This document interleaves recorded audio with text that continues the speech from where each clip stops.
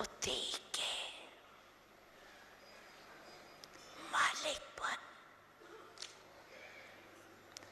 मानव बुद्धि को परम धाम में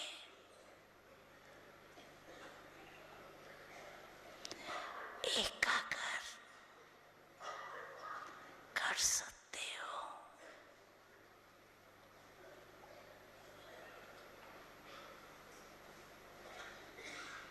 अभी 1 मिनट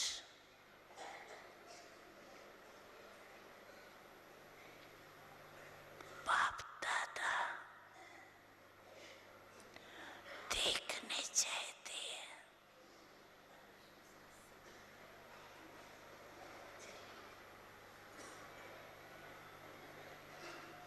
सभी एकाग्र हो।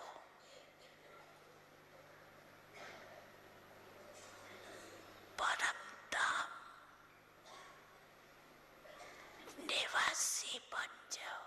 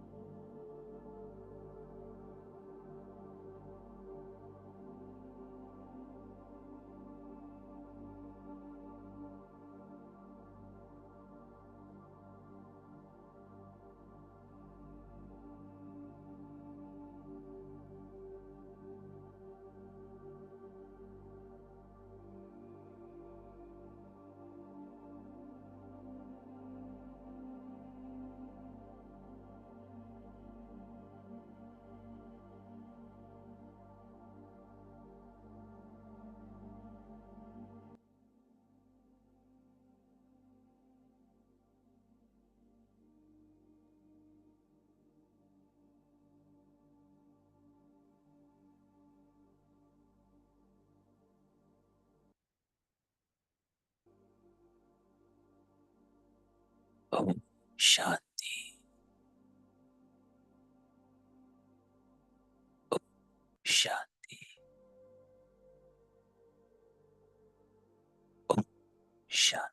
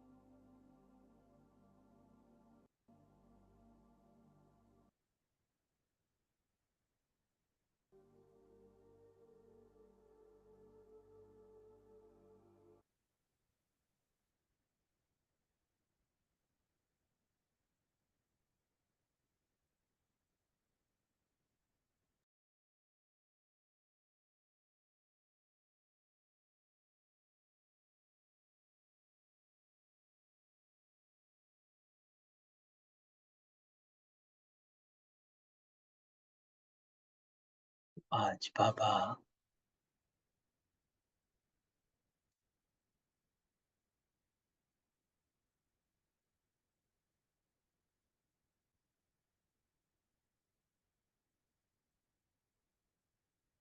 बाबा भट्टी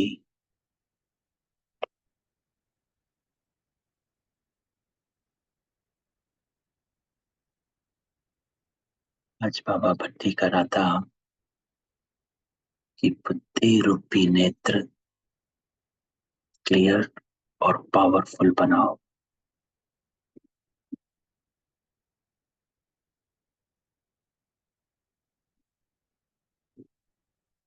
बाबा कहता है क्लियर भी हो और पावरफुल भी हो, दोनों जरूरी है। कि क्लैरिटी है कि हम क्या हैं, स्मृति है हम क्या हैं, लेकिन स्मृति पावरफुल है।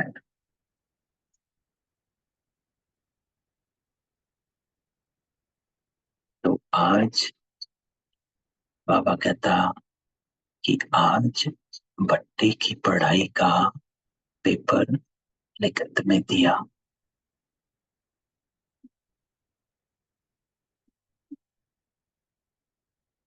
फिर कल कौन सा पेपर शुरू होगा जानते हो? एक होती है थ्योरी, एक होता है प्रैक्टिकल। तो बाबा कहता है कि थ्योरी लिखित में दे दी, कल से प्रैक्टिकल शुरू।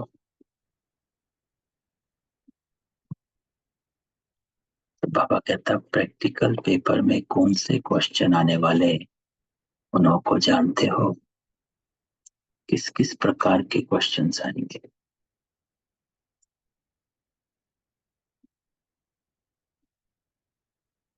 तो बाबा हमको तैयार करता है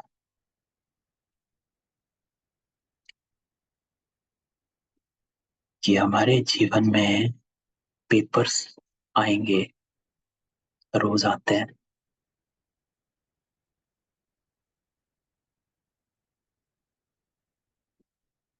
जिसको बाबा कहता कल्प पहले क्या क्या हम आत्माओं द्वारा हुआ वो स्मृति आती है। बाबा हमेशा कहता है कि कुछ भी नया नहीं है। परसों की मुरली बाबा क्या कहता, बनी बनाई बन रही, अब कुछ बननी नहीं।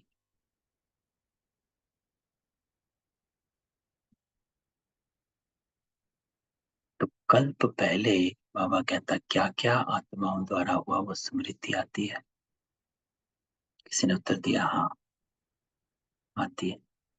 जब ये स्मृति आती तो क्वेश्चन कौन से आएंगे? ये स्मृति नहीं आती है तो बाबा कैसे समझाता है? बाबा कहता है ये स्मृति आ गई कि हम आत्माएं कौन है,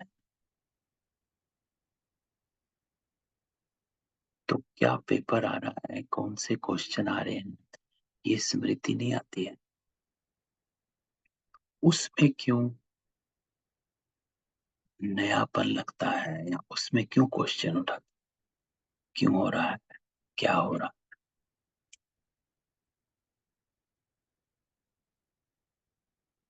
क्योंकि ये नॉलेज, बाबा कहता, ये ज्ञान आपको पता है कि जिसको बाबा ने कहा कि थ्योरी हो गई, अब प्रैक्टिकल है। अर्थात ये समझ थ्योरी में मिल गई कि हम कौन है। ड्रामा,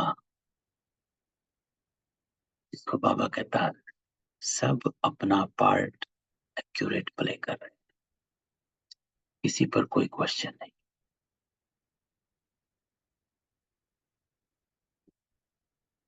तो माया सामना तो करेगी, लेकिन किस किस रूप में करेगी यह भी जानते हो कि नहीं? बाबा कहता हर तरह से आती है, लेकिन ये परखना कि ये माया किस रूप में आ रही है, उसको जान लेना, वो इम्पोर्टेंट है। नहीं तो कई बार अगर ये नहीं, बाबा कहता है परख नहीं पाते हो कि माया इस रूप में भी आ सकती है, तो निर्णय नहीं कर पाते हो। क्योंकि जब तक परख सही नहीं, निर्णय ठीक नहीं होता है। आप सब्जी लेने जाओ, अगर आपको ये परख ही नहीं है कि सही सब्जी क्या है और गलत क्या है, तो आप निर्णय नहीं कर पाएंगे कि ये वाला उठाएं कि ये वाला उठाएं। तो परख निर्णय का आधार होती है। जिसको परख नहीं, उसका निर्णय ही गलत होता है। वो सब, सारा कुछ, सब्जी सब उठा लाए, घर आके देखा खराब है, तो निर्णय गलत हुआ कि सारी सब्जी ले आए। क्यों? क्योंकि परख ही नहीं थी कि खराब सब्जी क्या होती है और सही क्या है।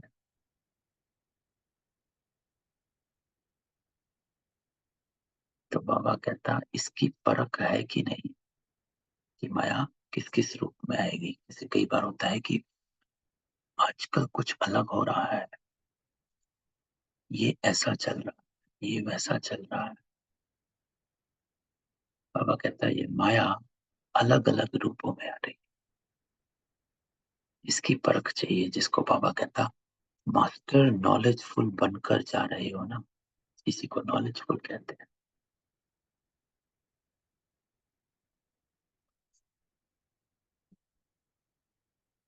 नॉलेजफुल अर्थात समझ, परख। कल बाबा ने हमें, आज बाबा ने हमें क्या कहा? ज्ञान सूर्यवंशी आत्माएं हो, अब तुम समझदार बने हो।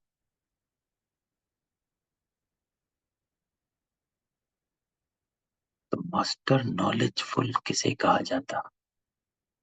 मास्टर नॉलेजफुल अर्थात फुल स्टॉप लगाने वाला। बाबा की एक मुरली में ये लाइन थी, अव्यक्त वाणी में कि मास्टर नॉलेजफुल वो है जो फुल स्टॉप लगा सके, और फुल स्टॉप वो लगा सकता जिसमें ज्ञान है। क्या क्यों मैं नहीं जाता?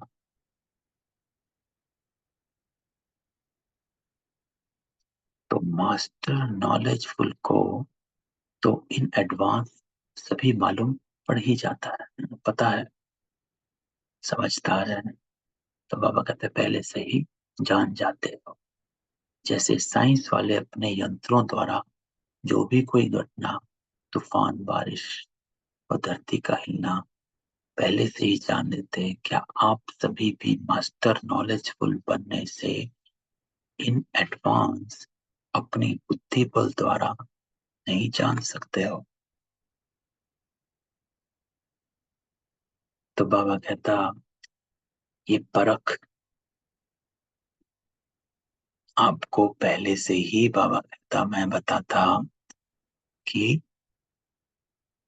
ऐसे ऐसे पेपर आएंगे, माया अलग अलग तरीके से आएगी, आपको आपका कर्मों का हिसाब सामने आएगा। पिछले संडे की मुरली में बाबा ने क्या कहा था कि हिसाब चुत्तू हो रहे हैं, शरीर की बीमारियों के, पुराने संस्कारों के, ये शब्द बाबा ने यूज किए। तो ये सब सामने आएगा। तो दिन प्रतिदिन जितना जितना अपनी स्मृति की समर्थि में आते जाएंगे, स्मृति की समर्थि, इसमें बाबा कहता है कि सिर्फ स्मृति नहीं होनी चाहिए, लेकिन स्मृति ऐसी जिसमें समर्थी हो, समर्थी अर्थात पावर, शक्ति हो,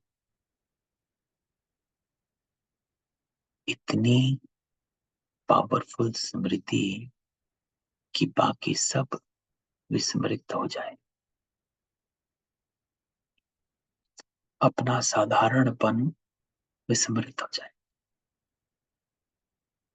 तो बाबा कहता अपनी स्मृति की समर्थी दिन प्रतिदिन जितना जितना अपनी स्मृति की समर्थि में आते जाएंगे, अर्थात अपनी आत्मा रूपी नेत्र को पावरफुल बनाते जाएंगे। आत्मा रूपी नेत्र को पावरफुल बनाते जाएंगे। आत्मा अर्थात मन, बुद्धि, संस्कार। जब भी आत्मा शब्द आता है तो हमने पहले भी बताया, इसको कभी भी ग्रॉस फॉर्म में मत लो कि हाँ मैं एक आत्मा हूं। आत्मा कोई चीज नहीं है। मैं एक बिंदु हूं, बिंदु भी कोई चीज नहीं है। जब आप अपने को आत्मा का शब्द बाबा यूज करता है तो तुरंत आत्मा की तीनों इंद्रियों को उस कॉन्टेक्स्ट में, उस बात को देखो। तो आत्मा रूपी नेत्र, बाबा यहाँ क्या कहता, बुद्धि रूपी नेत्र। आत्मा है मन, बुद्धि, संस्कार। आत्मा शब्द को जब बाबा यूज करता है तो इन तीन कॉन्टेक्स्ट में यूज करता है।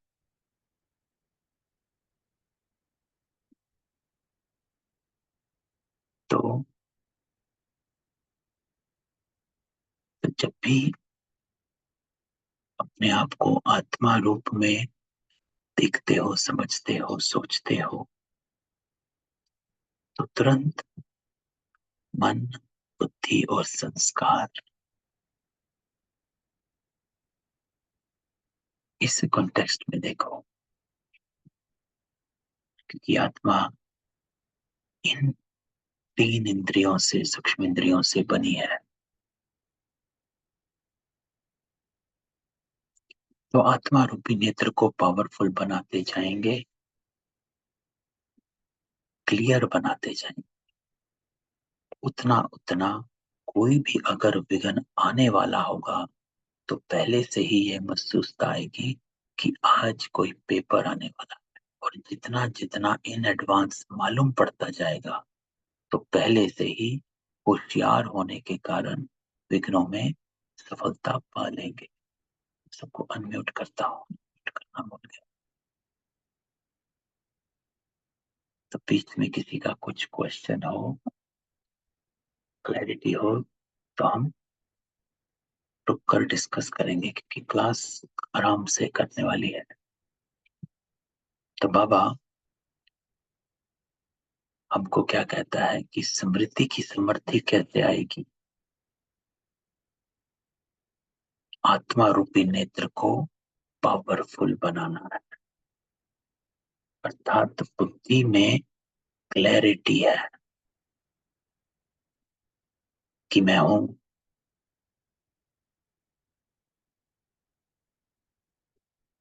मैं हूं अर्थात क्या? मैं आत्मा, देवी आत्मा हूं अर्थात क्या? अर्थात मेरा देवी संस्कार, मेरी बुद्धि दिव्य है ना। ये आत्मा जब देवी देवता बन जाती तो क्या हो जाता है? हमारा मन, बुद्धि, संस्कार दिव्य हो जाता।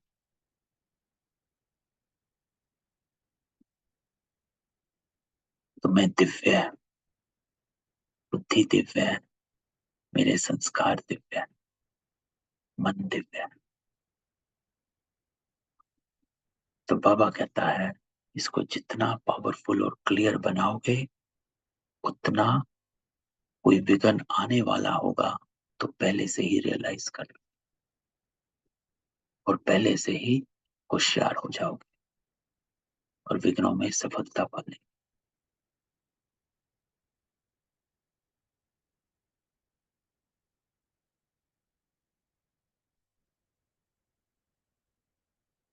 क्यों? क्योंकि आप क्लियर हो। जैसे बाबा कहता आजकल के गवर्नमेंट को पहले से ही मालूम पड़ जाता दुश्मन आने वाला है, तो पहले से ही तैयारी करने से विजयी बन जाते और अचानक आक्रमण विजयी नहीं बना सकता, है ना। तो बाबा कहता है आपको पहले से ही पता कि क्या होगा क्या नहीं। पहले से ही संकल्प आ जाते हैं।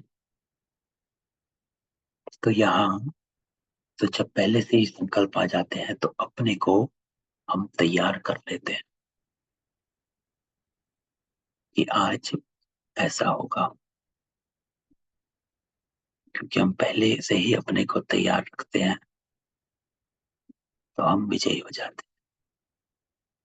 तो यहाँ बाबा कहता एक दो त्रिकालदर्शी होने के नाते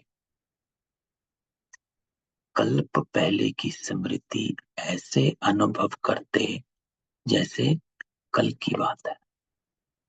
एक बाबा कहता त्रिकालदर्शी, तीनों कालों में अपने को देखना, आदि में कौन है, मध्य में कौन है, अंत में कौन है।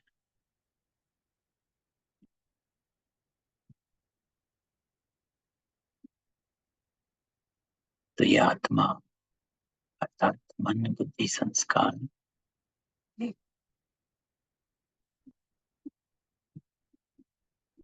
हमारे दिव्य है। और दूसरा बाबा कहता नॉलेजफुल होने के नाते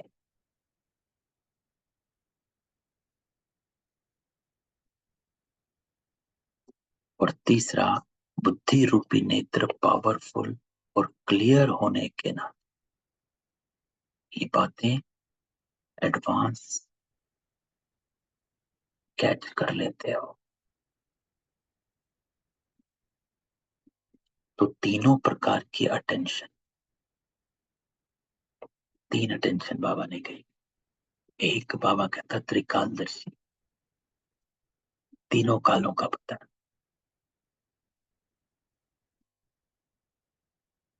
दूसरा नॉलेजफुल हो, कर्म अकर्म विकर्म की गति पता है, ड्रामा का राज पता है, जो हो रहा है, जो आत्माएं कौन है, मैं आत्मा कौन, ये पता है, ये संस्कार कैसा है, उसका संस्कार कैसा है, ये पता है, कर्मों की बंधन जो सामने आ रहे हैं उसका पता है। और तीसरा बुद्धि रूपी नेत्र, पावरफुल और क्लियर। बाबा कहते हैं तीनों ही प्रकार की अटेंशन, कि अपनी स्मृति पावरफुल हो और नॉलेजफुल हो, और तीनों ही प्रकार की अटेंशन है, तो बाबा कहता हर बात को कैच कर लेते हैं, पहले से ही भाप लेते हैं कि क्या होने वाला है और मुझे क्या करना है। तो बाबा कहता है तीनों ही प्रकार की अटेंशन है, स्थिति है, तो क्या आने वाले विघ्नों को पहले से ही परख नहीं सकते? तो परख लेते कि क्या होने वाला है, क्या सिचुएशन है।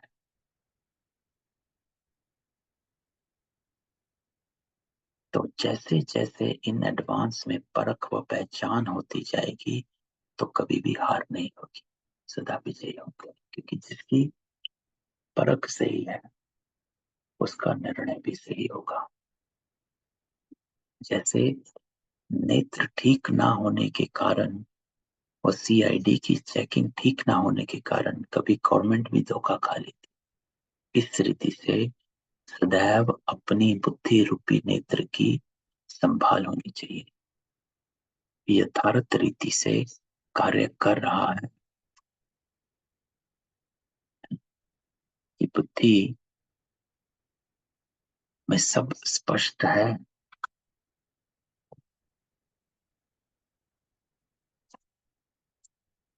तो आज बाबा हमको कहता कि अपनी परख को सही करो।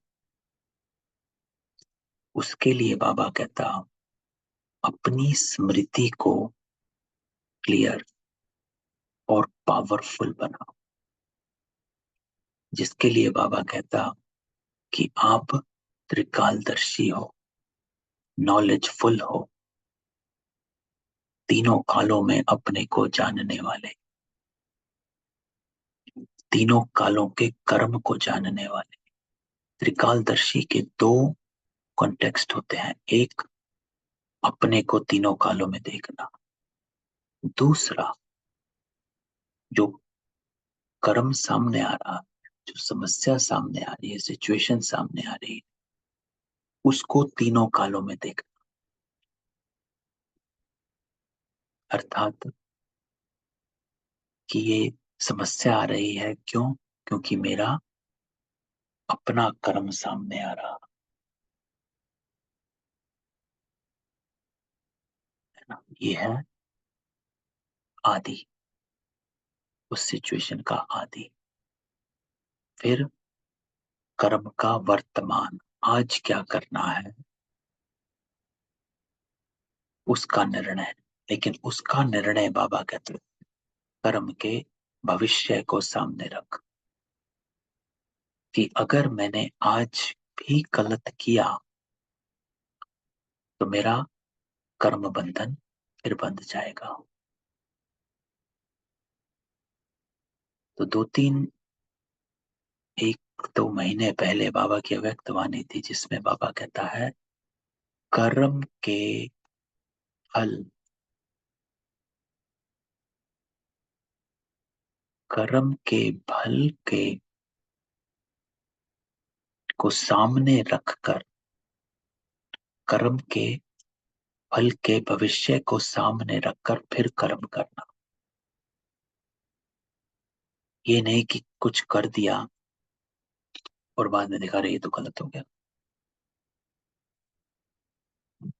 तो बाबा ने कहा कि क्या हुआ कि आपने कर्म के भविष्य को सामने नहीं रखा, त्रिकालदर्शी बनकर कर्म नहीं किया।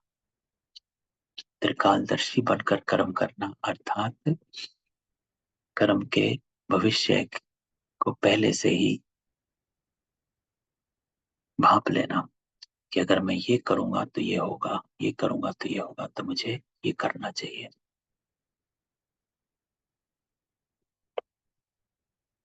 तो बाबा आज हमें कहता है कि अपनी बुद्धि रूपी नेत्र को क्लीन और क्लियर बनाओ। CID का और क्या अर्थ है? बाबा कहता है चेकिंग ही CID है। चेकिंग रूपी CID होशियार है तो कभी भी दुश्मन से हार नहीं खा सकती। इसलिए अब भी प्रयत्न करो कि पहले से ही मालूम रहे। जैसे बारिश होने वाली होती तो प्रकृति पहले से ही सावधानी देती है। अगर नॉलेजफुल हो तो प्रकृति के विघ्न से बच सकता है, और अगर नॉलेजफुल नहीं तो प्रकृति के जो भिन्न भिन्न छोटी छोटी चीजें दुख की बीमारी की निमित्त बनती उनके अधीन बन जाते।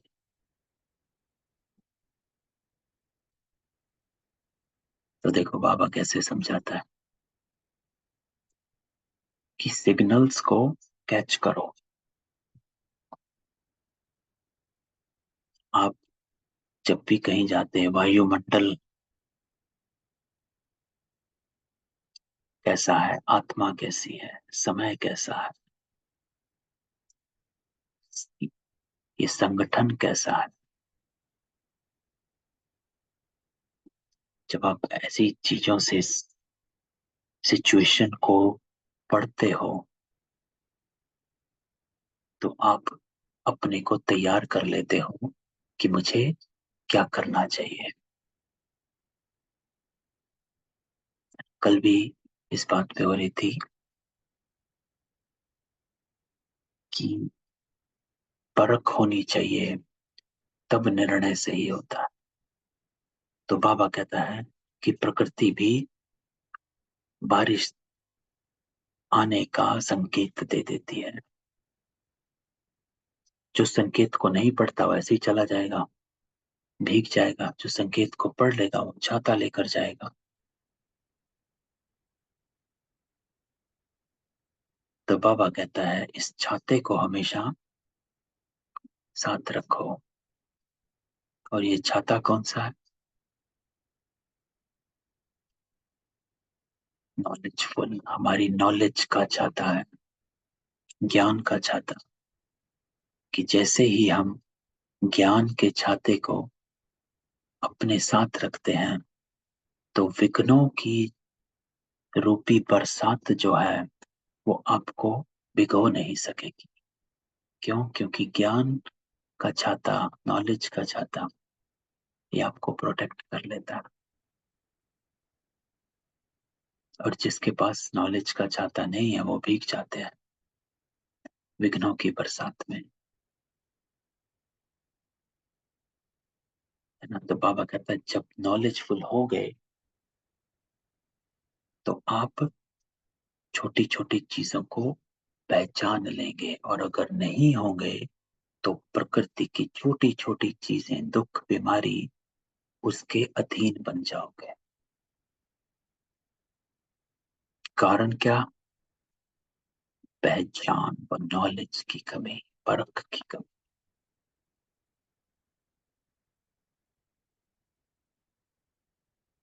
तो परख की कमी बाबा कहता है, पहचान की कमी। और पहचान किससे आएगी? नॉलेज से। अगर नॉलेजफुल हो तो परख सकते हो सही क्या है, गलत क्या है, कौन सी संस्कार वाली आत्माएं बैठी है, पहले से ही परख है। अगर पहले से ही परख है कि कौन संस्कार वाली आत्मा बैठी है तो आप अपने को तैयार कर लेते हो। तो जैसे जैसे याद की शक्ति अर्थात साइलेंस की शक्ति अपने में भरती जाएगी तो पहले से ही मालूम पड़ेगा कि आज कुछ होने वाला है। ये इंपॉर्टेंट है कि आप साइलेंस में कितना रहते हो। अगर सारा दिन बाबा कहता है वाचा में रहोगे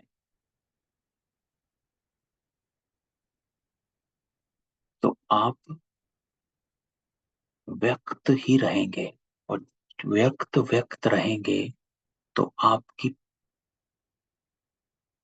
परख, जो स्पिरिचुअल परख है,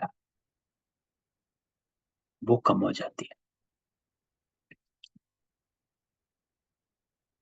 तो जितना बाबा कहता है याद की शक्ति अर्थात साइलेंस की शक्ति अपने में बढ़ती जाएगी, उतनी ही आपकी परख आपको सिग्नल कि आज कुछ होने वाला, वो प्रोमिनेंट हो जाएगी। और दिन प्रतिदिन जो अनन्य महारथी अटेंशन और चेकिंग में रहते हैं वह यह अनुभव करते जा रहे हैं। तो बाबा ये सबके अनुभव सुना रहा है। सबको पहले से ही संकेत हो जाता है क्या हो रहा है क्या नहीं होने वाला। बुखार भी आने वाला होता है तो पहले से ही उसकी निशानियां दिखाई पड़ती है।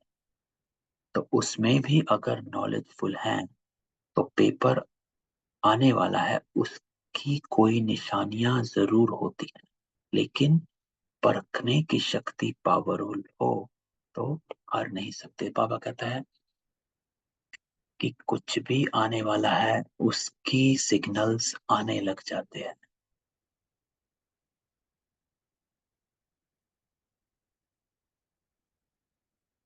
बाबा कहता है जो पेपर आने वाला है उसकी कोई निशानियां जरूर होती हैं। बाबा कहता है अचानक नहीं हो रहा।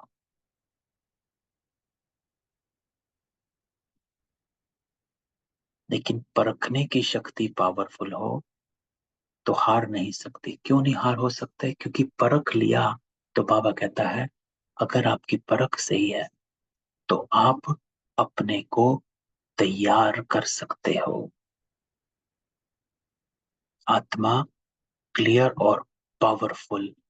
तैयार कैसे? अपनी स्मृति से समर्थी अपने को लाते हो।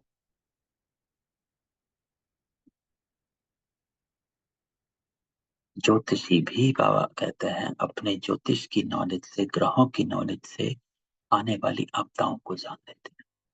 आपकी नॉलेज के आगे तो बाबा कहता नॉलेज कुछ भी नहीं, तुच्छ कहेंगे। तो जब तुच्छ नॉलेज वाले एडवांस हो जान सकते अपनी नॉलेज की पावर से, तो क्या इतनी श्रेष्ठ से श्रेष्ठ नॉलेज से मास्टर नॉलेजफुल ये नहीं जान सकते? अगर नहीं जान सकते तो बाबा कहता है इसका कारण है कि बुद्धि रूपी नेत्र क्लियर नहीं। और क्लियर ना होने के कारण क्या होगा? केयरफुल नहीं है। और केयरफुल ना होने के कारण नॉलेजफुल नहीं। तो कैसे बाबा ने इस सूत्र को बांधा है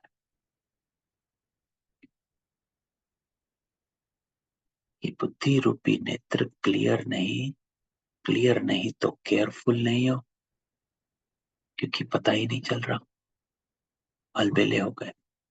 केयरफुल नहीं है तो नॉलेजफुल नहीं। और अगर नॉलेजफुल नहीं तो पावरफुल नहीं, अर्थात फिर आपसे गलती हो जाएगी।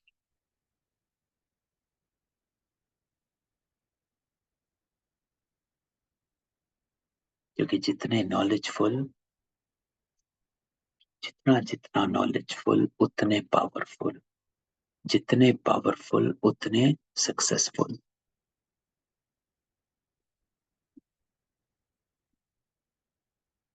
तो पावरफुल ना होने के कारण जो विजयी की प्राप्त होनी चाहिए वह नहीं होती है। तो अपने नेत्र को क्लियर रखना मुश्किल बात है। बुद्धि रूपी नेत्र को क्लियर रखना। अर्थात बुद्धि में किचड़ा नहीं, क्लैरिटी एकदम स्पष्ट है कि जो हो रहा है, तीन चीज की क्लैरिटी जरूरी है। ड्रामा, कर्मों की गुह्य गति और अपनी पहचान, ये तीन चीजें बाबा ने कही। त्रिकालदर्शी, नॉलेजफुल और बुद्धि रूपी नेत्र।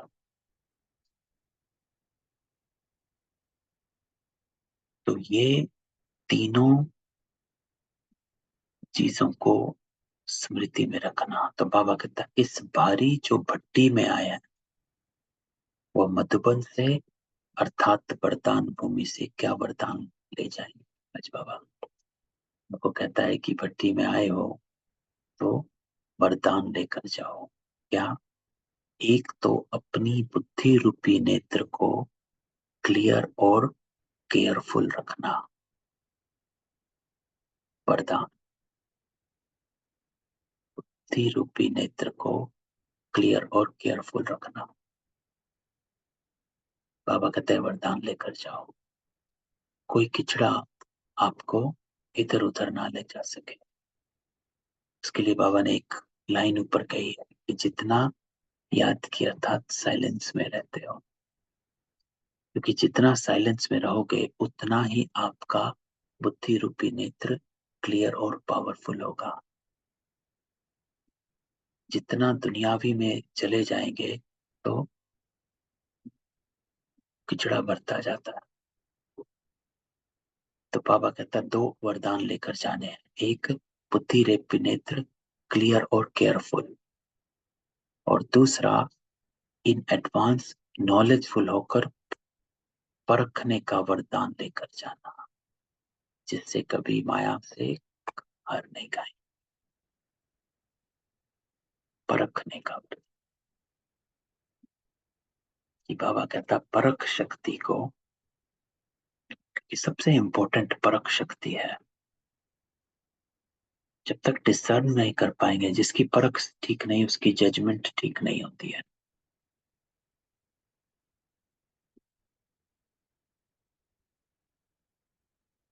परख सही होनी चाहिए कि नॉलेज तो है, तो परख ठीक हो जाएगी तो निर्णय भी सही हो जाएगा।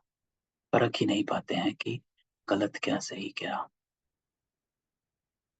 तो बाबा कहता है जिसकी माया से हार नहीं होती उनके ऊपर सुनने वाले और देखने वाले बलिहार जाते है ना। जो माया से हारता नहीं है उसको तो सब देखते हैं, पावरफुल है, ये आत्मा कितनी श्रेष्ठ है। तो प्रवृत्ति में रहते, ये सुने, आपके ऊपर आपके समीप वाले दूर वाले बलिहार जाएं, उसकी युक्ति यही है कि बार बार हार ना हो, है ना। क्योंकि सब हमें देखते हैं कि ये बीके हैं, अगर ये भी ऐसा कर रहे तो नॉन बीके क्या करेगा। तो जब बार बार हार खा लेते हो तो हार खाने वाले के ऊपर बलिहार कैसे जाएंगे। जिसको बाबा हमेशा कहता है कि जैसा कर्म मैं करूंगा मुझे देख और करेंगे। जब खुद ही गलत करेंगे तो दूसरों को कैसे समझाएंगे। इसलिए सभी को अपने ऊपर अर्थात बाप के ऊपर बलिहार बनाने लिए कभी हार नहीं खाना, हार पहनने के योग्य बनना है, ना कि हार खानी है। बाबा हार को भी दो शब्दों में यूज करता है, एक गले का हार और एक जीतने वाली हार। तो ये है प्रवृत्ति में रहने वाले पांडवों के लिए विशेष रूप की शिक्षा। क्या शिक्षा बाबा कहता है कि हार नहीं खानी है।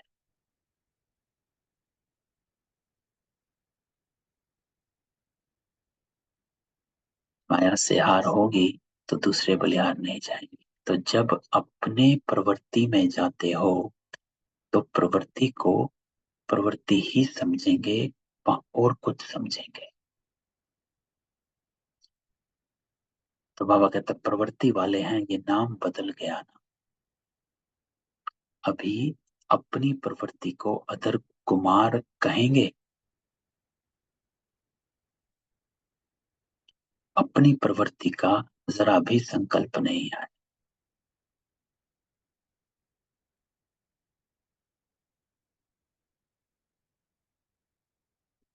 तो बाबा कहता है, किसी ने उत्तर दिया, बाबा ऐसे ख्याल आने का सवाल ही नहीं पैदा होता।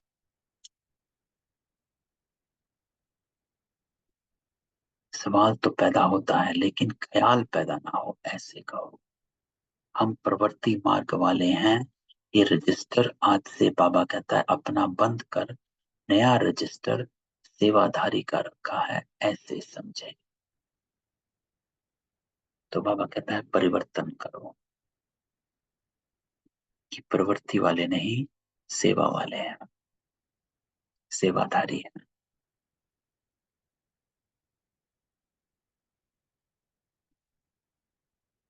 तो सेवाधारी हैं, इस स्मृति में प्रवृत्ति को चलाओ, तो आपसे कभी हार नहीं होगी और आप पर सब बलिहार जाएंगे। ये युक्ति बाबा देता।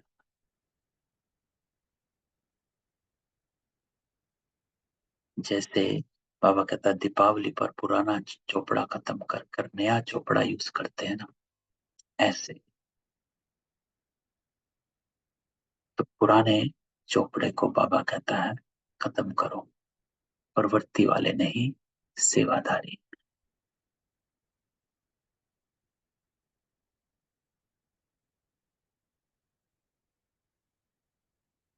इस रीति पुरानी स्मृति का चोपड़ा व रजिस्टर बिल्कुल जलाकर खत्म करके जाना। एक होता है किनारे करना, दूसरा होता है जला देना। रावण को सिर्फ मारते नहीं लेकिन जलाते भी। तो बाबा कहता है इनको भी सिर्फ अगर किनारे रखा तो वो भी निशानी रह जाएगी। क्यों? क्योंकि माया बड़ी तेज है, उनकी कैचिंग पावर कोई कम नहीं है।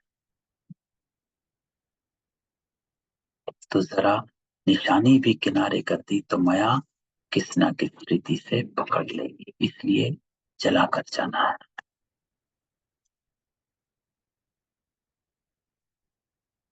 तो बाबा कहता है ये बुद्धि में अच्छी तरह परिवर्तन कर लो कि प्रवृत्ति नहीं, सेवाधारी। और क्यों कहता है बाबा ये करो? क्योंकि बाबा कहता है ऐसा होगा तो हार नहीं खाओगे।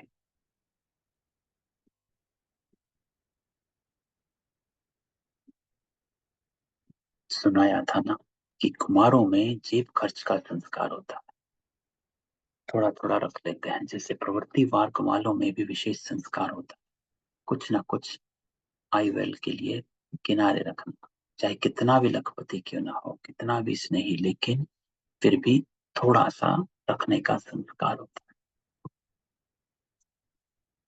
अब बाबा कहता है ये संस्कार जो है वो यहाँ भी पुरुषार्थ में विघन रूपी। क्यों? क्योंकि वो थोड़ा बहुत रोब का संस्कार अपने में रख लेते हैं। कहते हैं कि ना हो तो प्रवृत्ति कैसे चलेगी, या लोभ का संस्कार भिन्न रूप में ना होंगे तो कमाई कैसे करेंगे, और अहंकार का रूप नहीं होगा तो लोगों के सामने पर्सनैलिटी कैसे देखने में, कैसे बाबा तीनों संस्कारों को देखता है कि प्रवृत्ति, लोभ का संस्कार, रोब का संस्कार, अहंकार का संस्कार, ऐसे ऐसे कार्य के लिए अर्थात आईवेल के लिए बाबा कहता है थोड़ा सा रख लेते हो। वो संस्कार बाबा कहता है ऐन मौके पर धोखा देता है।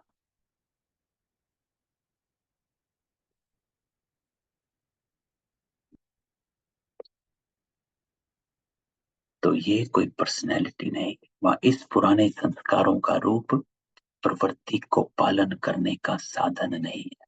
पुराने संस्कारों का लोभ रॉयल रूप में होता है, लेकिन है लोभ का अंश।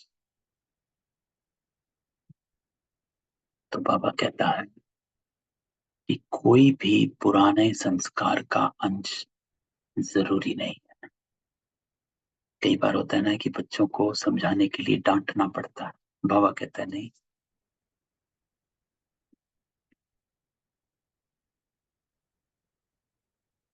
पुराने संस्कारों का लोभ रॉयल रूप में होता है, लोभ का अंश।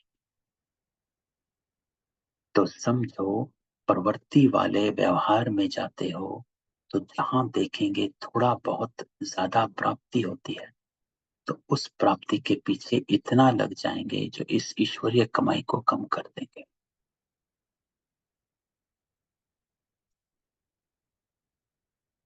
है ना, इधर उधर। बाबा कहता है कि प्रवृत्ति वाले व्यवहार में जाते हैं। व्यवहार में जाना अर्थात इधर उधर रिश्तों में जाना, ये करना वो करना, तो थोड़ी बहुत प्राप्ति दिखाई देती है। तो जब कई बार उस रंग में इतना रंग जाते हैं कि ईश्वरीय कमाई कम हो जाती, इस तरफ अटेंशन कम और उस तरफ की प्राप्ति की तरफ ज्यादा अटेंशन, तो क्या यह लोभ का अंश नहीं है? बाबा कहता है फिर ये हो जाता है।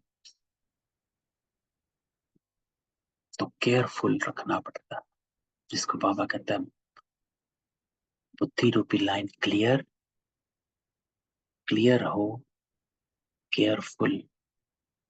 अगर क्लियर नहीं है तो केयरफुल नहीं है, केयरफुल नहीं तो नॉलेजफुल नहीं, नॉलेजफुल नहीं तो पावरफुल नहीं, पावरफुल नहीं तो गलतियां हो जाएंगी। तो इस रीति जो आईवेल के पुराने संस्कारों की प्रॉपर्टी को अर्थात खजाने से थोड़ा बहुत किनारा कर रखते हैं, समय पर यूज करने के लिए ये संस्कार खत्म करना है। अर्थात क्रोध का, डांटने का संस्कार हो ही नहीं। बाबा कहते हैं संस्कार खत्म करना, थोड़ा सा भी यूज नहीं करना। बाबा कहता है ये थोड़ा सा किनारे पर रखते हैं समय पर यूज करने के लिए, लेकिन वो भी खत्म करना है। ऐसी चेकिंग करनी चाहिए जो जरा भी कहाँ कोने में कोई ऐसे पुराने संस्कार रहे हुए तो नहीं है। मोह भी होता है, प्रवृत्ति तरफ ज्यादा अटेंशन जाए, ये भी रॉयल रूप में मोह का अंश है। तो आज बाबा प्रवृत्ति वालों के पीछे पड़ गया। बाबा कहता है कि इतना अटेंशन ना जाए कि मोह में, मोह के वश हो जाओ। ये बेहद की प्रवृत्ति तो 21 जन्म साथ चलती, और वो प्रवृत्ति जो है वो कर्म बंधन को चित्तू करने की प्रवृत्ति। बाबा कहता है ये प्रवृत्ति कौन सी है? ये नॉलेज को इमर्ज करो। जब भी मोह में घुस जाते हो या अपनी प्रवृत्ति के ममता में प्यार में घुस जाते हो, तो क्या इमर्ज करो? बाबा कहता है ये इमर्ज करो कि ये प्रवृत्ति कर्म बंधन को चित्तू करने की प्रवृत्ति है, कि ये सब कर्म बंधन के कारण है। तो चित्तू करने वाली प्रवृत्ति की तरफ ज्यादा अटेंशन देते और इस तरफ कम, तो ये मोह ममता का रॉयल रूप नहीं हुआ, है ना? तो आज बाबा कैसे समझाता है कि कैसे मोहजीत बनना है। युक्ति बाबा देता कि अपने को कहना कि ये कर्म बंधन को चित्तू करने वाली प्रवृत्ति है, तो इसके वश ना हो जाओ। जो मोह है वो भी कर्म बंधन है आपका उस आत्मा के साथ जो आपको फंसाए हुए है। तो ये अंश वृद्धि को पाते पाते विघ्न रूप बन विजयी बनने में हर हार खिला देते हैं, क्योंकि वो ऐसा कर्म बंधन है जो मोह के विकार को खत्म नहीं होने दे रहा है। देखो कैसा कड़ा कर्म बंधन है कि जो मोह के विकार को खत्म नहीं होने दे रहा, क्योंकि मोह भी विकार है। बाबा कहते मोह नहीं, स्नेह होना चाहिए। स्नेह और मोह में फर्क है। स्नेह सबके साथ हो। स्नेह अर्थात जो आत्मा की उन्नति को सामने रखता है उसको स्नेह कहते हैं। मोह जो है वो आत्मा को बिगाड़ता है। जैसे कहते हैं ममता में, प्यार में बिगड़ गए बच्चे, प्यार में बिगड़े हुए हैं। क्यों बिगड़े हुए हैं? क्योंकि वो मोह है, करने देते हैं जो करते हैं, करेक्शन नहीं करते हैं, उसको मोह कहते हैं। स्नेह है जो हमेशा आत्मा की उन्नति को सामने रखता है। उसके लिए अगर करेक्शन भी देनी हो, सख्ती भी करनी हो, तो वो करेक्शन करनी पड़ती है। इसलिए प्रवृत्ति वाले मोटे रूप में महादानी महाज्ञानी भी बने, लेकिन ये किनारे किए हुए विकारों के अंश, वंश के अंश खत्म करने हैं। ये अटेंशन रखना।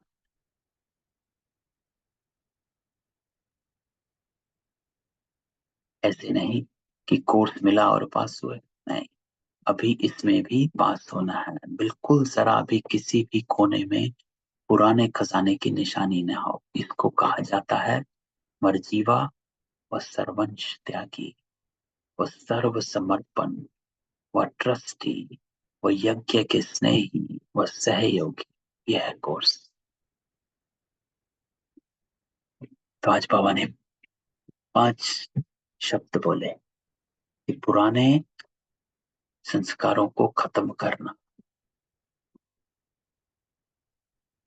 निशानी भी ना हो, इसको कहा जाता मर्जीवा। सर्वंश त्यागी, सर्व समर्पण ट्रस्टी और यज्ञ के स्नेही सहयोगी। यह है कोर्स। भले कोर्स टीचर ने कराया, बाबा कहता, लेकिन कोर्स के पीछे फोर्स चाहिए,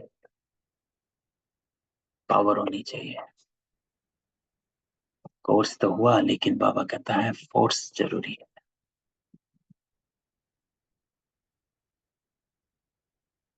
तो यह फोर्स भरकर जाना है, तब सदा विजयी बन सकेंगे।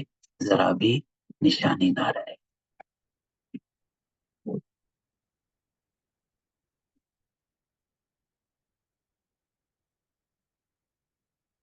निशानी ना होगी, निशानी होने के कारण बुद्धि का निशाना नहीं लग सकता है, अर्थात बुद्धि क्लियर और पावरफुल नहीं होती है।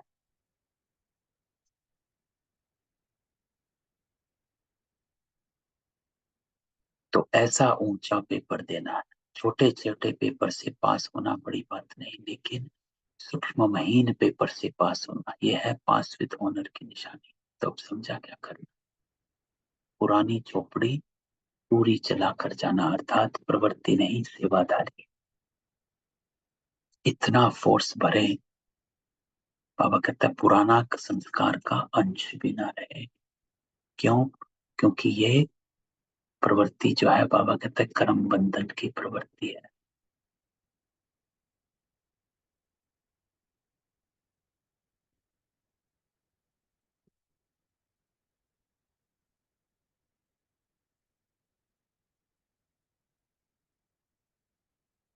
तो बाबा कहता है इस फोर्स को भरना है।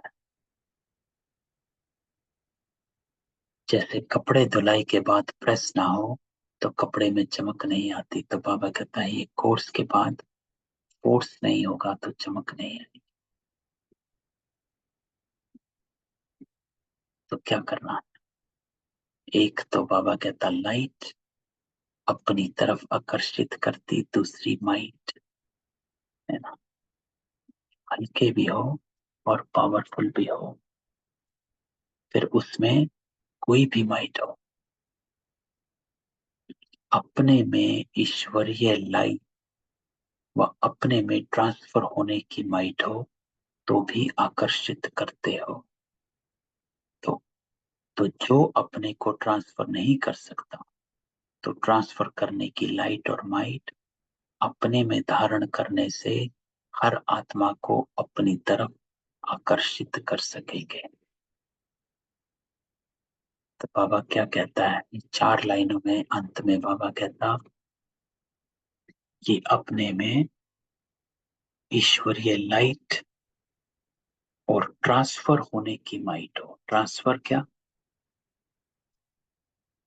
प्रवृत्ति से सेवादारी, परिवर्तन होने की माइट, पावर चाहिए।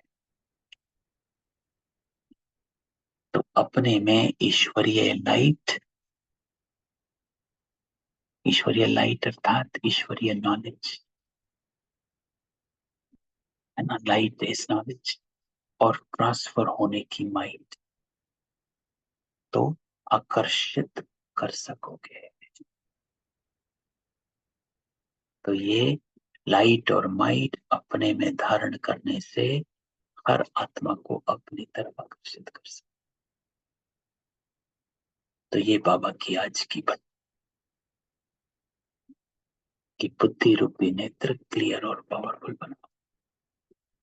पावरफुल मुरली है ना?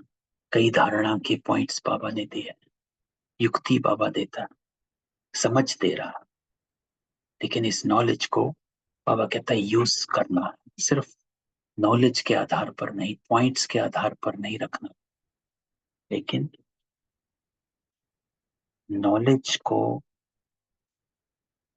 दादियां करती थी कि हर ज्ञान के पॉइंट में 2 चीजें देखनी होती हैं कि इसमें लाइट क्या है ना। पहले भी हमने एक बार डिस्कस किया था कि इस ज्ञान के पॉइंट से लाइट क्या मिलती, अर्थात रोशनी क्या मिलती है, कैसे मैं अज्ञान अंधेरे से बाहर निकलता हूं, और इस पॉइंट से माइट क्या आती है, अर्थात मुझे शक्ति कौन सी मिलती है, क्योंकि हर ज्ञान के पॉइंट से में लाइट भी है और माइट भी होती है, आत्मा को शक्ति भी मिलती है। तो मुझे हर ज्ञान का पॉइंट जो आता है उसमें ये 2 चीजें हमेशा सामने रखो कि इस ज्ञान से मुझे रोशनी क्या मिली, क्लैरिटी क्या मिली, अंधकार कौन सा दूर हुआ, और इससे मुझे माइट क्या मिली, शक्ति क्या मिली। तो ये तो चलो, किसी का कोई क्वेश्चन हो? आज की बाबा की पावरफुल पॉइंट्स बाबा बताता।